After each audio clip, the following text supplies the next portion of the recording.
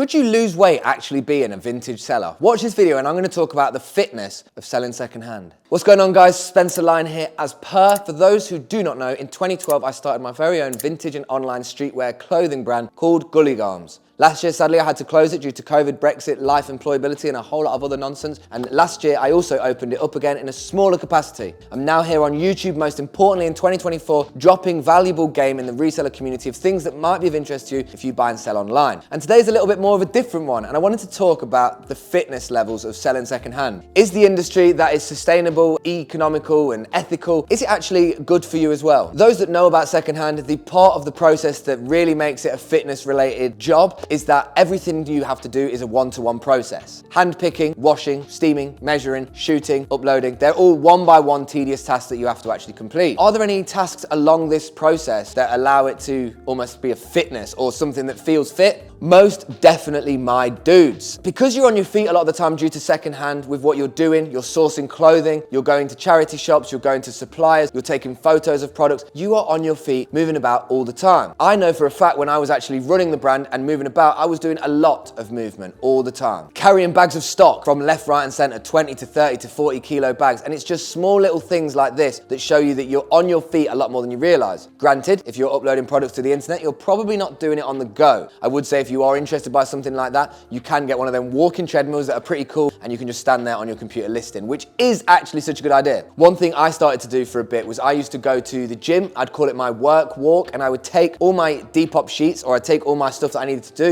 and I would just stand there on the treadmill for 1 to 2 hours on an incline and do all the work on the phone. Have the little charger on deck, have all my setup, and I was able to make this make sense. Because we're working in this now 2024 era where everything is online, everything is mobile, I would probably say that most jobs could be made with a fitness regime intended. But when I look at all the incremental jobs that you actually do, there are many jobs that you have to sit down on a computer for, but then there are also a lot of tasks within it where you are on your feet. I can tell you for a fact right now, when I used to use models and I would be shooting in the studio, the speed that we would do would get me sweating. I just had to make sure that I didn't get the model sweating because that wouldn't have been a good look for the clothes or the brand. Fun Gully fact though, we actually shot 1,000 items in one single day. Me and a model called Connor, we started at 9 AM and we finished at 7:30 PM. And that day was fitness filled. Because you've got to think, you are moving a lot. A lot of the jobs that you are doing, you are fast-paced thinking, whether it's taking photos, whether it's taking photos as flat lays, you're bending down, standing up, moving about a lot. And I would say if you are taking flat lays on the floor a lot, just be mindful of your posture, just be mindful of the back support that you have, because anything that you do meticulously or continuously might have some repetitive strain on you. So if you're bending down a lot to take flat lays, you might need to just think about getting some sort of back brace or some way of alleviating that pressure for your body. But it is a very fitness-related job, I would say, because of the fact that you are on the go most of the time. You only really need to sit down to list, and like I mentioned previously, you could do that on the go if you wanted to, or you could do it on one of them walking treadmills. It's really good to find stuff you can do where you can almost 2 birds, 1 stone the situation, and a little bit like why I do walk working, where I will go on a walk and take my work with me, is that if I can get fresh air or if I can do some sort of cardio and at the same time be working, then that's a perfect situation for me. I'm not really one of those people that sit still and static. I'll be honest with you, making the YouTube videos is about the stillest I get other than sleeping. But sourcing stock, the process that you actually find in it is a very fit related job. You do have to be on your toes a lot. And I think that you have to be relatively fit in order to manage and maintain what you're actually doing. You could go charity shopping for hours a week and you are swinging through the hangers like that, going through items, bending down, looking at different bits, and you are having to be flexible a lot of the time. One thing I would say, if you are struggling with flexibility through the photography you do or flat lays, I would advise trying yoga or hot yoga, as I do that, and that is a game changer for flexibility and for making your body feel fluid, feeling like you can move about. Most jobs are probably fitness related, but this secondhand selling and vintage clothing industry is not for just sitting down. The part and process that there's so many tedious tasks allow you to be reinforced by the fact that it is not a sit down and make money scheme. It is very much be on your toes, finding stuff and keeping it moving. I would advise any job that you are doing where you can look at options to make it fitness related as well. So like the walking work or like a walking treadmill, it may sound silly. The whole point of mobility is just to keep you moving in a nice way so you can continue to buy the same stuff in the same system. 12 years of buying stock and going to suppliers and hand picking at different points, you need to be prepared with your body. And as a result, and I'm grateful that I've kept up with swimming, yoga and things like that to keep the mobility there with my body. So guys, if you want me to cover any more different mindful sort of topics or talk about active wear in different ways, I'd love to explore different topics with you guys and break some other concepts down. It's always a pleasure. It's never never a chore. I'm really enjoying the process of the YouTubes, and I really hope you guys are finding value in what I'm saying. It might not be every video that you find value, but if there's something that strikes you and you think, I like that point, I like that process, I'm gonna take that and use it, that is what we're here for, and that means a lot to me, and I'm glad that it means a lot to you. If you do want further information on specific strategies, how to build social media campaigns, take photos on models or flat lays, I have a Patreon. It's 3 videos and £4.50 a month. The link will be down below, and you can feel free to sign up or check out what is included with the free part of the package. And when I say what's included with it, it's just the post that I've done on the free so that you can read a little bit more about what it will include. Now guys, I've been Spencer Line, and I really appreciate everybody that watched the videos. Feel free to like, comment, and engage with it however you like, and we'll just keep doing us. We're going that way, we're not going that way. We're gonna keep it moving and not gonna keep snoozing. So big up guys, take it easy, and I will see you on the next one tomorrow at 6:30.